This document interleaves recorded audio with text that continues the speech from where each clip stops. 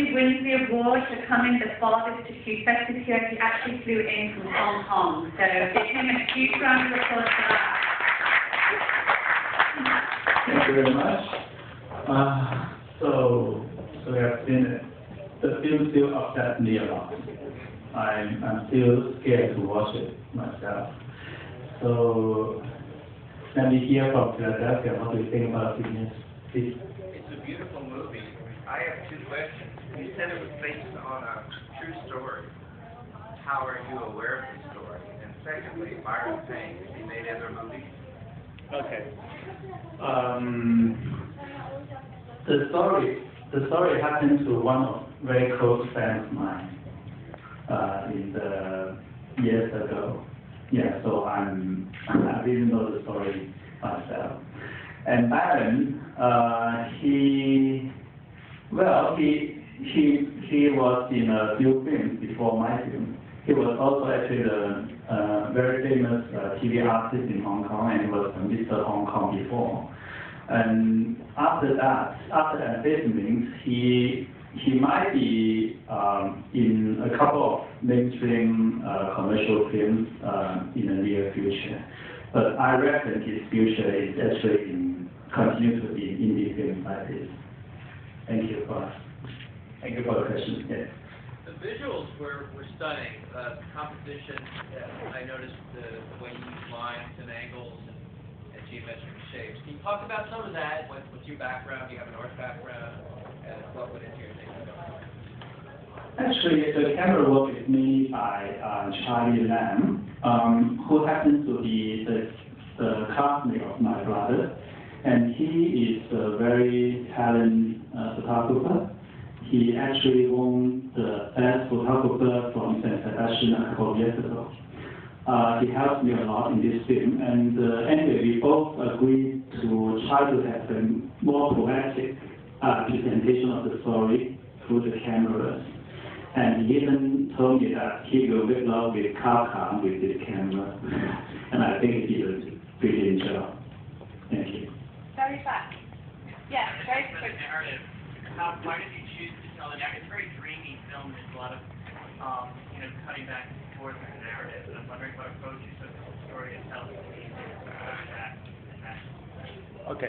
So there were two questions, right? First was how I chose talent. In fact, for this film, I had 6 different combinations before I decided on them.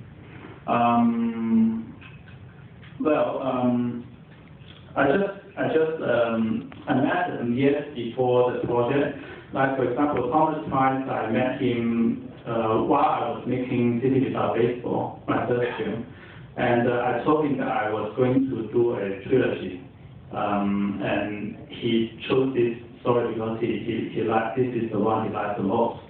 And Byron, I had actually kind of lived with him for over 1 year before the shooting because his role is even more demanding. And your second question was about, I just forgot it. The narrative. Why you told the story the way you did, very dreamlike. Okay, yeah, the flashbacks, right? That is my attempt.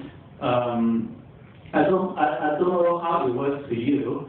Some like it a lot, some doesn't like it. I did it because I want to try to simulate the state of mind of someone who is very much into amphetamine. Because they tend to mix up the reality and the imagination and the memory. So the thing just comes to his mind all of a sudden. So I just try to do that, and I don't know whether it works. Yeah, thank you. I also thought it was an amazing film. It's beautiful. It's captivating.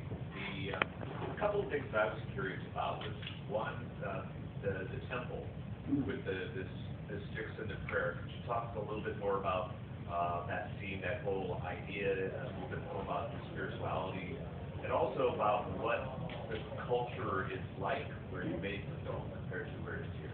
Okay. Let's answer the cultural part.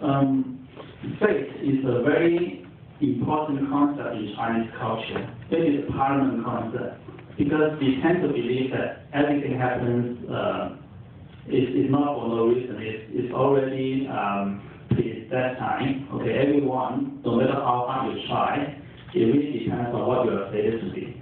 In fact, amphetamine, the name of it, when we pronounce or write it or written it in Chinese, it actually has a double meaning.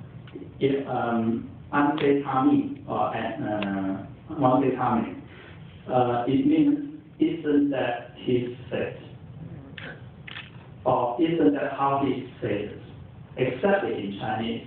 So there's a double meaning of the name in Chinese. So this is actually a film about faith more than about love and drug, I would say. Yeah. But the tempo of the film, do you find it quick? Because I had some response from some audience that they say it's like a roller coaster. It's really that quick? You don't think so, right? That scene or the whole movie? You mean that scene or the whole movie? The tempo of the film. Oh, the tempo, yeah, sorry, the temple. That tempo thing. Okay, I'm sorry. Okay, the tempo is fine, but the tempo where they ask for their faith. It's very common for Chinese people to when they face a big problem in their life, they will just go to get some second opinion from up above. Okay, so that's what Kafka and Daniel did. And interestingly, they get the same result, the same number. So kind of implying that their lives will be more or less together, at least for a while. And how that idea came from, it was actually from my own experience. It happened to me a few years ago when I went with my friend to the same temple of the film. And everything that happened in the film was what exactly happened between us. Yeah, it just happened. I think it's quite stable. And I find it interesting, so I showed it in the film as well. I hope you like it. Yes. Very, very back. We've been waiting, yes. Oh, Okay. yes, in your introduction, you talk about how life is more dramatic than movies. So it made me wonder what personally made you choose this story. Out of all the stories you can tell, what personally made this one interesting for you? Okay. This is the story. This is the story that is still haunting me nowadays. It affects me very deeply because it actually happens to a very close friend of mine, and part of the story was between him and myself. I don't know whether this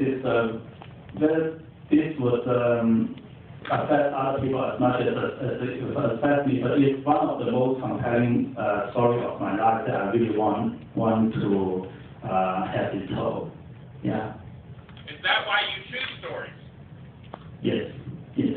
Because if I don't have a deep passion with the story, I don't think I can do it right, or I can do it good. Thank you.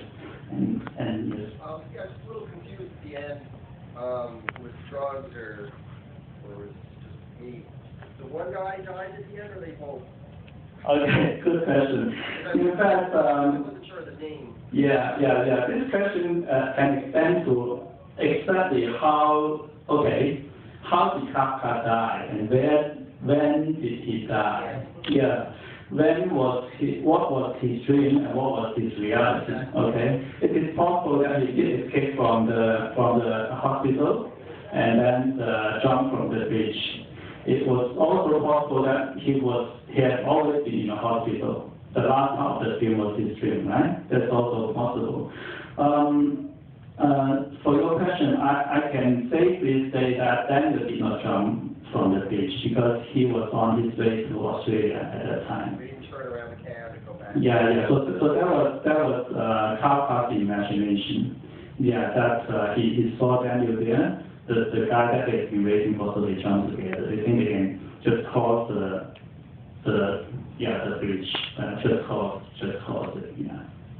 So this guy now, would you consider it a sequel or the life of this guy since afterwards? Yeah, but I mean, yeah, it's up to the audience. good. Do you want to promote Love Actually? That's your other film. Oh, sure, yes. Love Actually is my next film, my fourth film after this.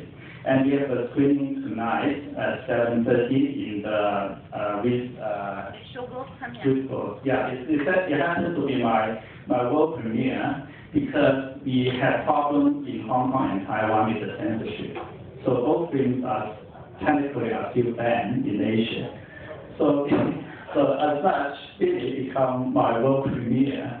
So it's very interesting because I've never been to this city before. But many years ago, I was a teenager watching quite rare mainstream film focusing on the homosexuality, which brought Tom Hanks an Oscar, and it's called Philadelphia Story. And never would I have imagined that one day one of my films would be premiered in Philadelphia. So I hope I can see it also tonight in the with those 7:30. We will all be there.